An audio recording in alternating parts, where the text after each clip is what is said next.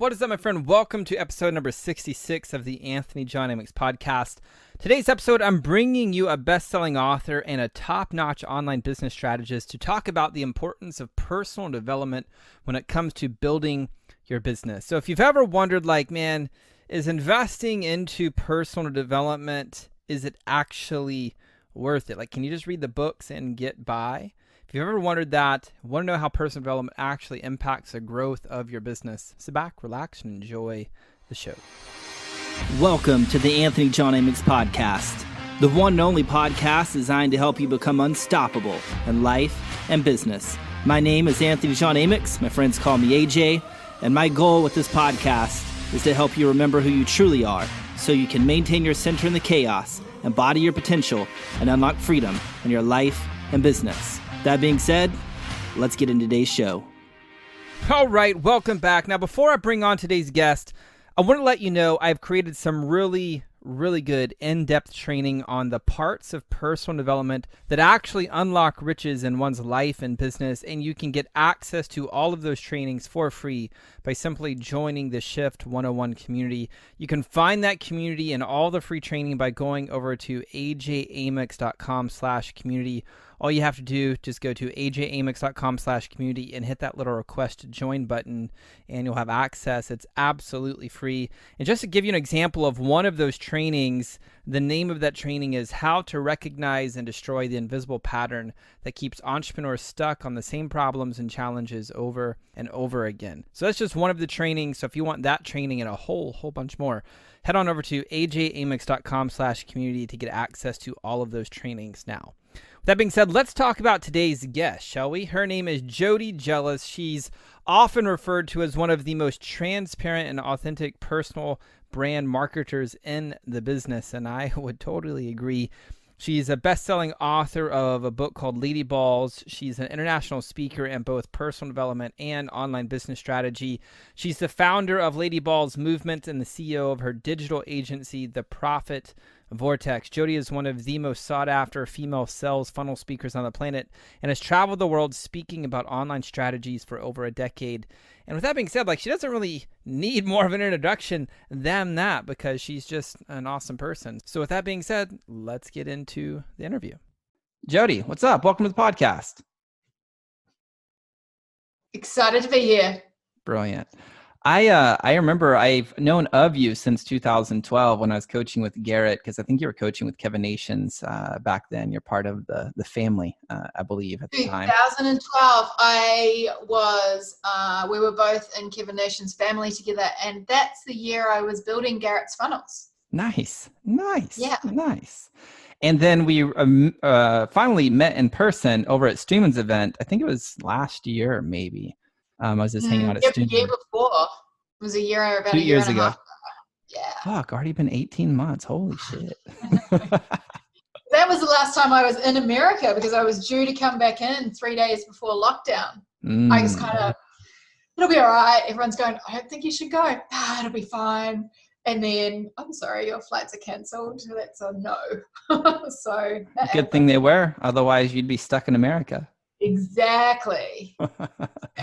Your kids would have been stuck in New Zealand. You'd been here in America, and it would have been a shit show. All right. Totally. So today I want to talk about like the importance of personal development and kind of explore that topic. You've been doing personal development since the age of 14. So what got you started at such a young age? Awesome. Do you know, good timing. My daughter is 12 and she's on day 2 of her first personal development course. Nice. Course. What course is she taking? Started her early. It's school holidays here, so it's a confidence, self-love, body image kind of 3 days. Awesome. So yep. Start them early because it was a big turning point in my life. And when I say a turning point, and this is what I keep saying to her, because she's like, some of it's boring. I feel like I'm at school. It's like, yes, but I promise, even if you got to the end of these 3 days and you didn't really like it, I guarantee that things that you've heard over those 3 days will stick in your mind for the rest of your life. Yeah. And you're also talking about a kid who, the other day, she said to me, Mum, every song you listen to has the word champion in it. Why is that? I'm like, because I'm a champion. I've got to have a champion mindset, so I've got to listen to the right kind of music. She's going, oh, it's so cringe. But as someone said to me, they remember things that sunk into their head when they were that age, even though they were like, oh, yes, Mum, I get it. I'm a ray of light, all that stuff. It sinks in and it stays there. And I remember so much, even today, so vividly from the personal development course I did when I was 14. But to answer your question, how did I get into it? My dad is a concreter, has been since he was 14. He just turned 68. He hurt his back. We had plenty of money. We had a very nice lifestyle block. It was a good lifestyle. And he put it into a business and lost the money and then hurt his back. So we were living at my nana's house, and I remember him being bent over a stool because he couldn't stand up properly.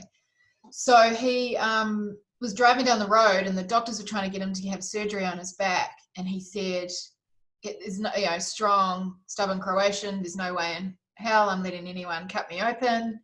I'll find a way to fix this myself." So his staunch stubbornness played a good role.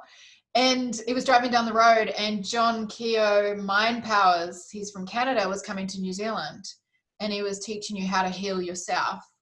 And so Dad thought, oh, I'm going to go along to this seminar. I'm going to find out more about this, and then I won't have to have my operation. And then he enjoyed it so much. He got so much out of it, never did have the operation. Then they were doing Mind Power for teens. So he made all of us kids go along, reluctantly, screaming and kicking, kind of like my daughter was a little bit this week. But it's the reason I'm 43 this month. It's the reason I do what I do now. It's the reason I coach the way I do. I owe my success to it. It was the foundation of my entire life, the way I live, my values, everything. So, yeah. Nice.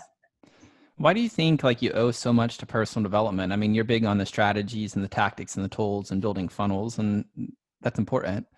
And the personal development stuff is important as well. So why do you think personal development has such an impact on the business stuff? Because if I was helping people build their businesses online and build funnels on strategy alone without the personal development, I'm building a house of sticks. If you build it on personal development as the foundation of everything that you do, you're building a solid foundation of a house that won't fall down. Yeah. As often or as much. Yeah. As often and as hard, I should say, because you still fall down, but you have the tools to get back up. So what makes it the house of sticks?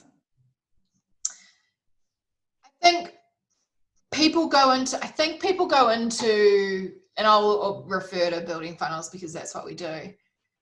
I think with that, someone can give you a strategy, or you might see somebody in your industry doing really well, and you think, oh, I'll just do what they're doing because that works well in our industry. But there's so much more to it. It's not just the strategy. It's why that strategy. Where are you sitting energetically when you put that strategy out to the world? Does that strategy feel in alignment with you? Is that strategy you coming from a place of joy when you deliver it? If you try and get a person who is absolutely terrified of video to do a video funnel, or a person who's terrified of speaking on the stage to offer something where they've got to teach from the stage, I mean, that's not going to go well. You're going to be out of flow. It's going to be out of alignment. It's not going to work. And I'm all about pushing yourself. If video is a good strategy and you're willing to push yourself until you do have that confidence on camera, absolutely, you will do well and you can get there.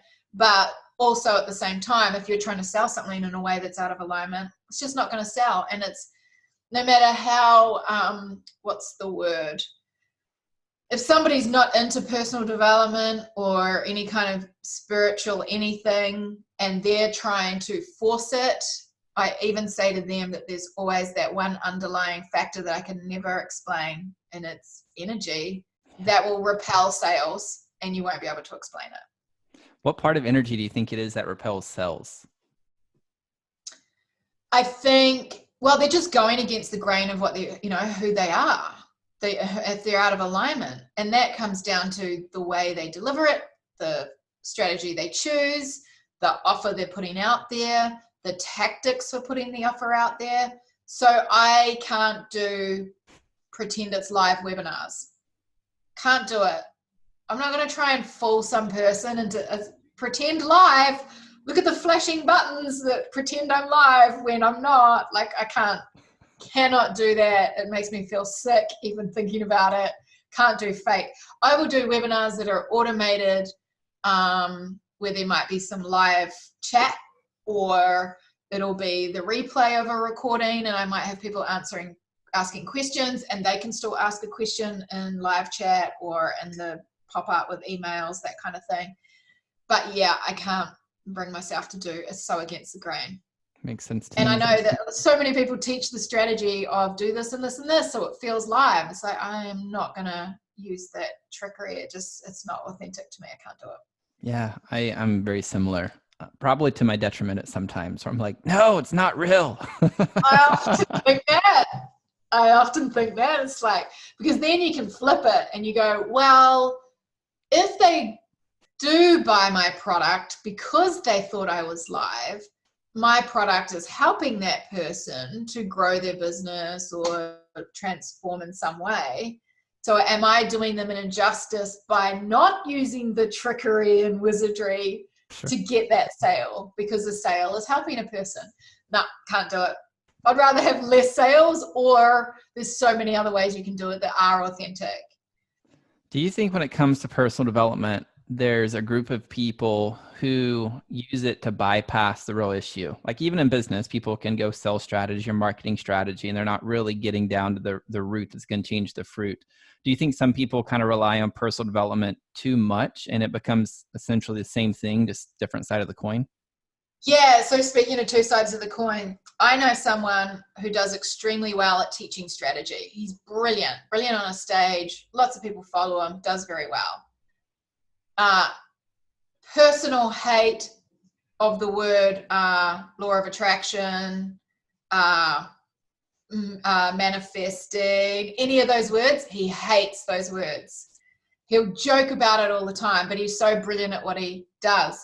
What he doesn't realize is the very things that he hates, he's doing every day, whether he likes it or not. He's manifesting every day. He's using the law of attraction because it's a law and you don't have a choice. It just happens. Whether you believe it or not, it's happening. So even a non-believer who is coming from a place of good intentions and helping people, and he's doing it from pure joy because he loves the way that he delivers it and he's strong on that, he's practicing all the personal development 101 basics anyway, whether he likes it or not. So that's one side of the coin.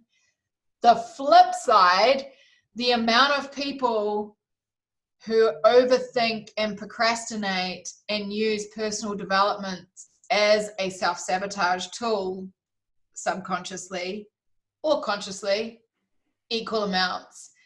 You know, I mean, I'm guilty of this too. I think of times in my life where I'm like, oh, I'm supposed to be doing this, but this happened. Is that the universe telling me this? And do I need to work on this on myself? Is it not the right time? And then you just overthink it to the point where you're not taking the action. And unless you're taking that inspired action at the right time and you are pushing yourself and giving those intentions, like my theory is you got to meet the universe halfway, then they'll roll out the carpet for you, right? Yeah. So if you're not actually taking action, then you are using it as something to hold you back. Yeah. What do you think is the distinction to know if somebody's using personal development as like a coping mechanism, as a sedation mechanism, rather than really leveraging it to get into a place of power? Well, only like they'll know deep down. So if they really ask themselves. But then like for me personally, because I still, every now and again, I'll catch myself using it as a, you know, you'll be sitting there going, but what about this? What about that? It's like, well, what if you just got off your ass and did the work? Like, I'm all about doing the work. Don't get me wrong. So for me, it's like, run the scenario, run the path. It's like, okay, a week from now, you could sit here, you could think about this, you could think about that. Might not be the right time, yada, yada, yada. Or what if you took the action And if you still constantly hit up against a wall, then maybe it's not the right time. But if you don't take action, you're definitely going to get nowhere. Yeah. How many people stop doing stuff like Mercury's in retrograde? Can't do anything. Technology is going to fail. When I know it's Mercury in retrograde, I have it in the back of my mind. If something goes wrong, and I go, damn it, I knew that was going to happen. Other times I won't even know that it is because I don't watch TV. I haven't seen it online. It'll pass and I won't even know that it's passed. So subconsciously, if you know that Mercury's in retrograde, this is the time where this stuff goes wrong, of course you're going to attract that into your life, right? Totally. So 100%. yeah. So good. Do you think there's a distinction where like just people allowing what is a place that gets them to a place of power rather than using personal development to bypass what is? Does that make sense? Does that question make sense? Yeah. Except for one person's allowing what is could have them sitting on their ass and doing nothing as well. So put it this way, what's an example recently? Perfect example. I am buying a house this year, but and we've got this house is great. It's brand new. We've been here a couple of years. I wanted to go and rent a bigger one while we're looking for the one to buy. Found this house, was really inspired by it. Filled in the application. The guy said, based on your application, you're a shoo-in, it's yours. And 2 weeks later, as they'd gone through their process and it really dragged out, in my head, it was mine. I had the floor mat of this house, what was going to turn into the video studio. I had this massive house mapped out. I knew exactly what was going into room. I even started ordering furniture for the rooms because it was such a massive house. And then the guy said, just ring it up, make sure you still want it. It's between you and another person. It's pretty much yours. I was like, yep, of course it is. I knew it would be. The next day, he rings up, sorry, it's not yours. And I was like, what? How? This isn't right. And he said, yeah, sorry, it's a no. And I said, did the other people get it? And they said, no, they didn't either. They're waiting for somebody else. And like, I'm a solo mom, it's just me and the kids. I mean, this place was ginormous. And I've lived in a house that big before. We never filled the rooms. There were empty rooms in that house all the time, but I just like a big house. Anyway, so I was like sitting there going, this isn't, like, is this not the right time? Is this just not meant to happen? Or is this where, do I accept it and go, obviously that wasn't the right house, there's something better coming?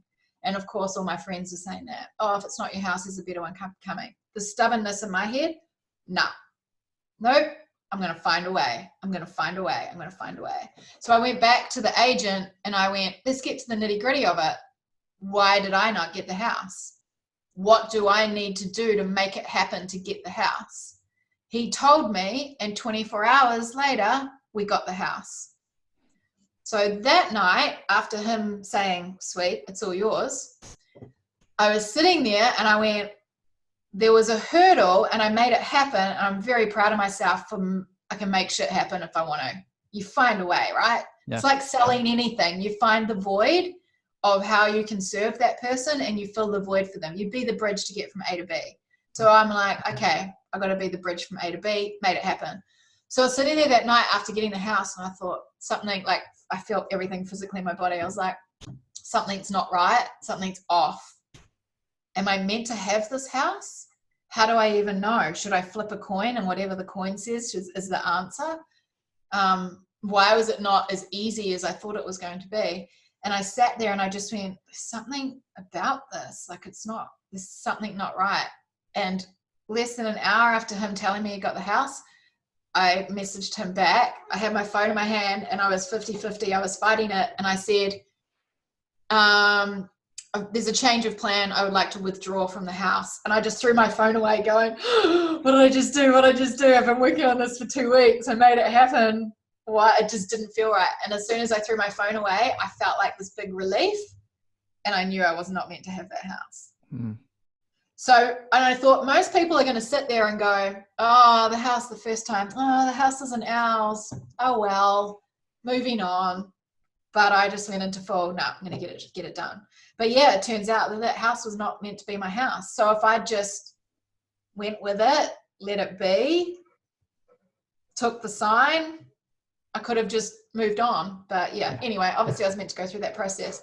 But in terms of your question, it's like in business, how does that relate to business? Am I meant to go down this path with my business? Am I meant to build that funnel or that funnel? Am I meant to create this program or do this event?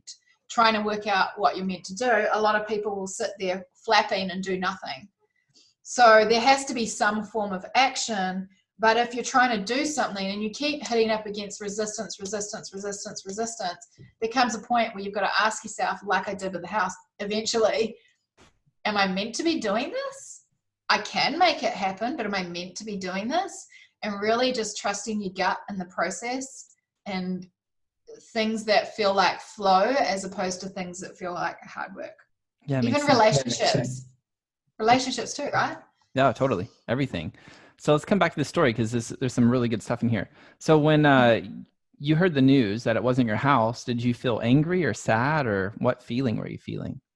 I felt like I was suddenly driving on the wrong side of the road. This isn't right.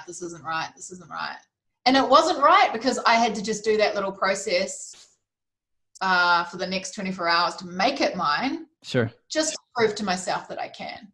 Awesome. I just needed that little lesson in if no doesn't mean a no. You can make shit happen and you can get whatever you want. It just turned out that wasn't what I wanted. Obviously, That little journey was what I wanted. See, it's so perfect because what I hear you saying is you allowed the feeling of, whoa, this feels really awkward. Well, this is what I'm committed to. So then you took action and you kind of transmuted that feeling of this is awkward on the wrong side of the road.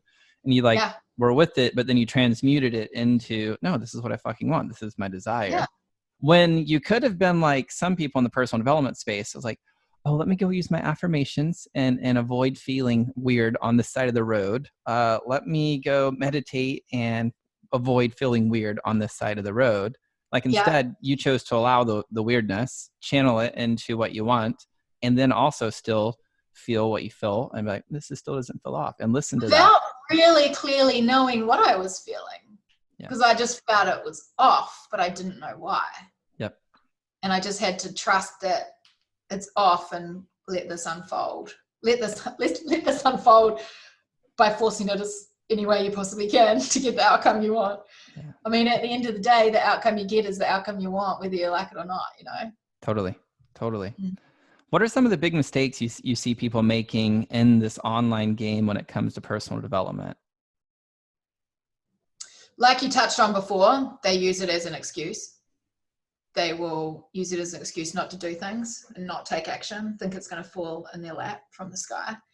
A friend of mine, Denise Duffield Thomas, who's teaches money manifesting. She did a post the other day, actually, which I loved, and she was saying that she teaches money manifesting. So some people will come to her and say, should I not do marketing in my business? Because if I'm visualizing and doing those exercises, then the clients will just come.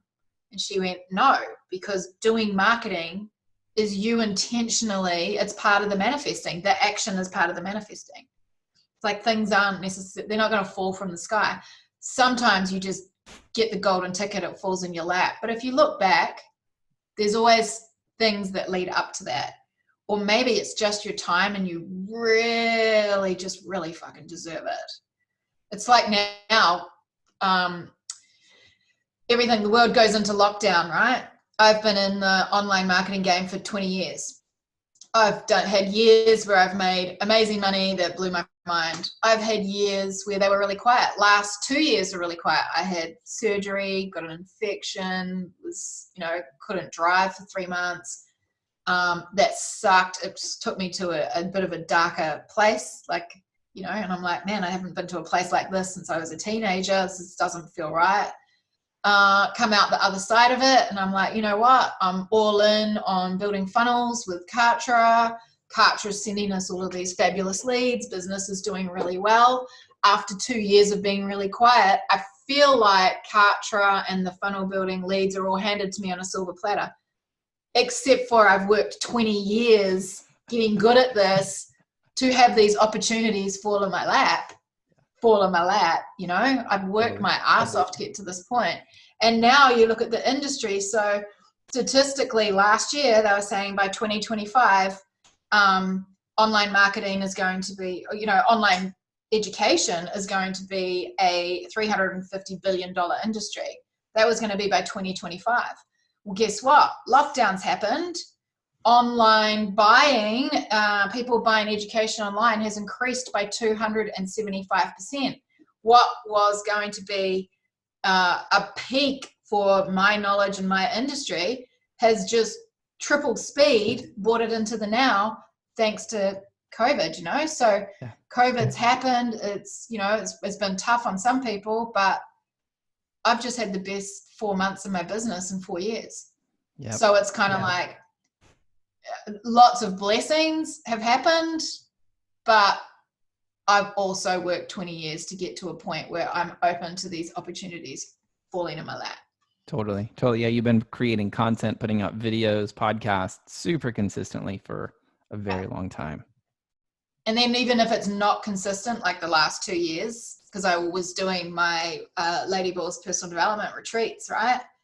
And I was like, oh, funnels, Lady Balls retreats, funnels, Lady Balls retreats. I was a little bit all over the show, but intentionally, I've been putting content out there and doing the work. And when you do it consistently, even if you do go away a little bit, there's still enough momentum there for you to pick it back up when you get back out there. Yeah. What has been like your biggest breakthrough with personal development so far?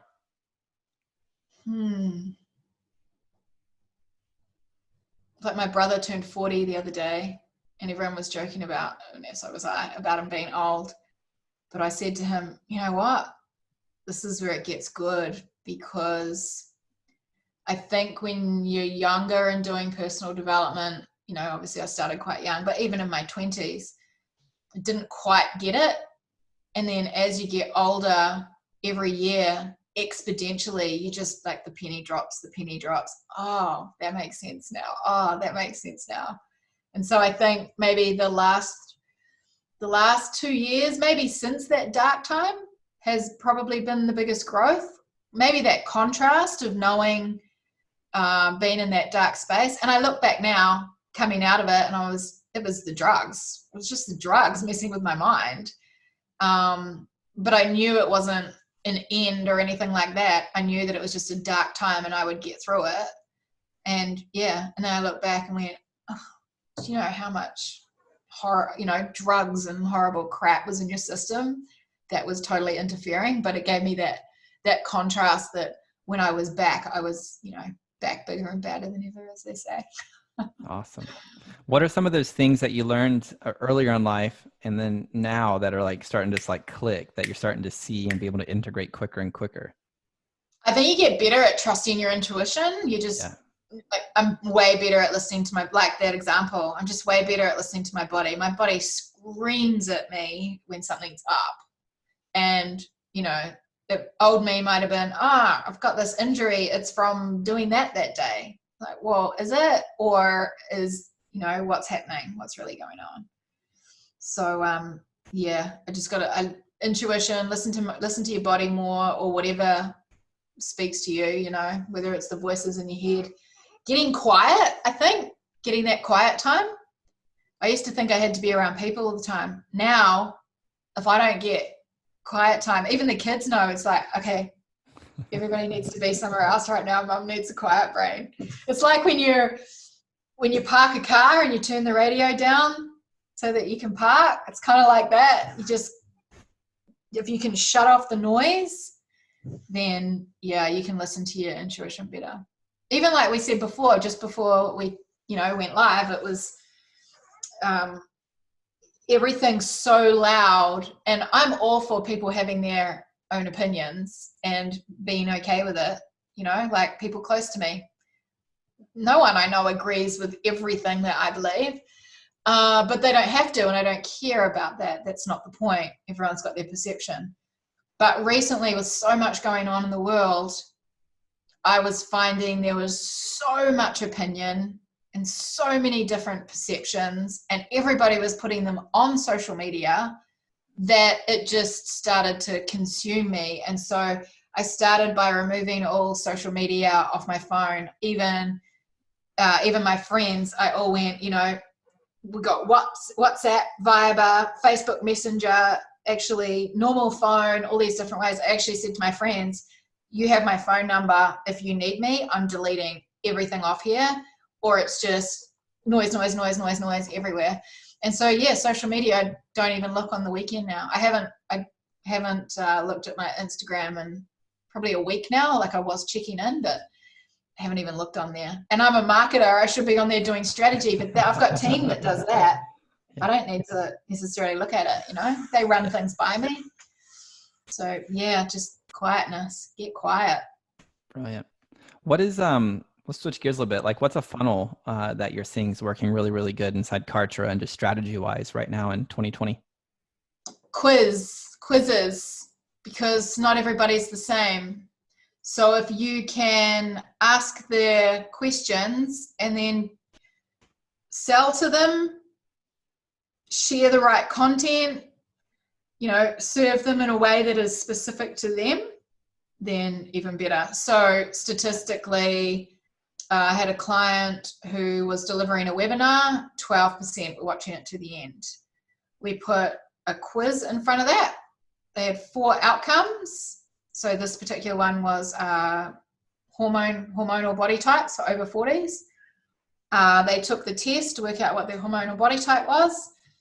Same webinar, but she put 3 minutes at the beginning of the video relevant to their hormonal body type. Went from 12% watching it to the end to 25% watching it to the end, just because of that 3 minutes on the start. Brilliant. What are your thoughts on book funnels right now? They're still good, or is it like, that was so... Yeah, here's what I love about book funnels is it's all good, but we can do things online, digital, it's fantastic. But there's nothing like, this is actually one I created, I'm getting my kids to do at the moment. There is nothing like the personal touch, if you haven't met someone in person, of buying something from them, getting the email sequence and the lead up, and then when it arrives at your door, you're physically touching something, like it's tangible, so it makes the relationship feel more tangible. I think it's an excellent psychological move from a selling standpoint as well. So yeah, I like it. So do you think it'd be wise to stack book funnel to build a relationship, and then in the back end using the quizzes or the webinars to set up the sales calls? Yeah, a perfect example, like my book, Lady Balls. Books to me, my ego wanted me to write a book one day. It was always on the list, right? But that was easy. Like, I've got 9 books that I've co-authored, and 1 I wrote myself, but it was just on the bucket list, and my younger ego needed to do it. But this to me was the best lead strategy. I would go and speak at events or hold retreats and share this beforehand. When I started sharing this book, I did a retreat, and by the time we had left, because they had read the book, every single person had purchased something. Awesome. And in every chapter of the book, and my books have got, look at this, they've got massive font, because my favorite book is Do the Work by Stephen Pressfield. Yep. And it's got giant font, and I thought, oh, I'm going to do that in my book, because then I don't have to write as much. But in here, a lot of this is transcription. Probably 60% of it is transcriptions and then edited of videos that I've done over the years. And this is 80% my journey in personal development and 20% business. But in here, at the beginning, when you get the book, there is the call to action at the start, which is the gift for you. You go to that URL. And then almost every chapter has a gift at the end, which is the same URL, because you just opt in once and you get all of them. This is one of the best list building strategies you can do. So, yep, I'm all for it. Awesome. So, maybe the first one is the quiz. Maybe it leads into a quiz as go and do this as one of the chapters as an exercise. Yeah. Love it.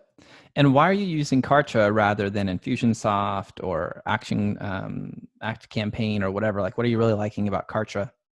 So I was with Infusionsoft for 6 years. I was with ClickFunnels for 5. I'm friends, AJ Roberts, who now runs Kartra, is a really good friend of mine. We were in Kevin's mastermind together back in the day as well, and we've done some things together. And they wanted someone, an agency they could trust to just hand all of the people who want done for you done. So I talked to him last year, and so we became like the onboarding team, send people our way. But what happened was I was using ClickFunnels, and I loved ClickFunnels for 5 years. We were with ClickFunnels actually. And AJ said, I want you to come try out Kartra for 3 months. Tell me if you like it. And, within 48 hours, I loved it so much that within 48 hours, I was just team, drop everything. We are moving everything over, fresh start. And we got to a point and then talking to AJ about serving people with Kartra. We just went all in on Kartra. We won't touch anything else now. It really is the all-in-one.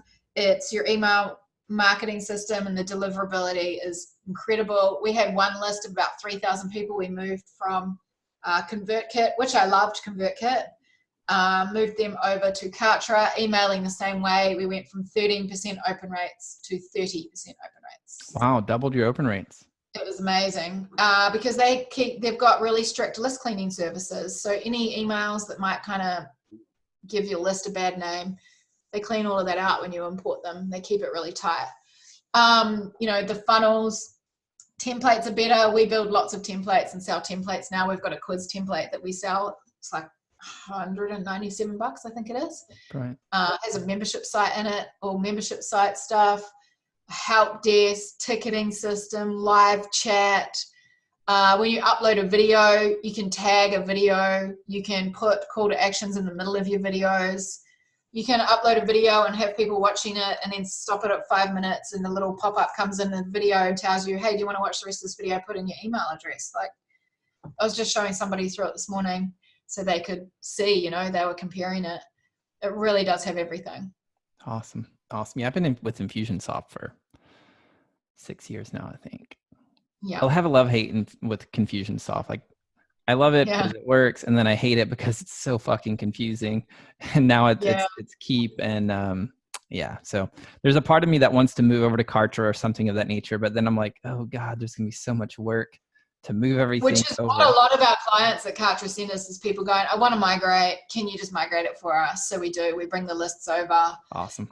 Even before we bring them into Kartra, if we're moving somebody's list, we will go and clean it first through Kickbox, make sure that it's a super clean list you're bringing in. And then, what most people do when they do move over to Kartra though, and we say, yep, sweet, we'll do it for you, 80% of the stuff they leave behind because they're like, you know what? I had that in Infusionsoft or ClickFunnels 8 years ago. I don't really need it now. Let's go fresh start. And energetically, it's kind of like moving into a brand new house. So good. I like that. I like the analogy of moving into a brand new house. That feels really good and expansive. It's awesome. Seems to be a pattern here with me in houses.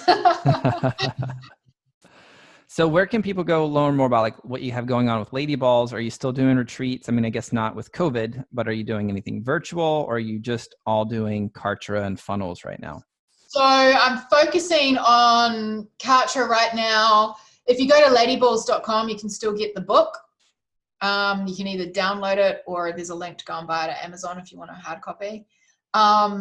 But most of what we're doing, if you go to jodyjelas.com, it actually sends you either the Lady Balls way or the Funnel Builders way. But Funnel Builders is where I'm mostly active at the moment, with lots of putting free videos on there all the time, adding content. Awesome. And just wrapping this up, like if you could go back in time and give your younger self some wisdom that would help her collapse time and get some results, what would you tell her? Trust the process. Awesome. Trust the process always. Whether that's going through that hard time or an easy time where it's all joy, it comes and goes in waves, just trust the process and be okay with changing your mind, because what we want 1 minute, 6 months from now, we might not want it, and it's okay to change. Brilliant. Well, cool, Jody. Thank you so much for being here. Really appreciate you. Thank you. No problem. Thanks so much for having me. Well, there you have it, my friend, Jody Jelas. I always just love her no bullshit approach to life. I mean, she just is so smart and just super, super witty. If you enjoyed this episode and this has inspired you in some way, I would love to hear about it. I want to know, what are your biggest takeaways? Simply take a screenshot of you listening to this episode on your device, post it to your Instagram stories, and just tag me over there using my Instagram handle. It's at AJAmyx, AJAMYX. Super simple. So just take a screenshot, post it up to your stories, tag me over there, and that'd be awesome. Then I'd be able to know, hey, this inspired you. Hey, this moved you. Hey, this was a good takeaway for you. So it'd be cool. So that's going to do it for this episode of the Anthony John Amyx podcast. Thank you so much for being here with me today. Until next time, my friend, I'm out. Peace. Well, that's all I've got for this episode of the Anthony John Amyx podcast, but we have plenty more to help you become unstoppable in life and business. So head on over to ajamyx.com for exclusive resources, information, and tools to help you break through to a new level of freedom, purpose, and success. I look forward to having you back for the next episode. Bye for now.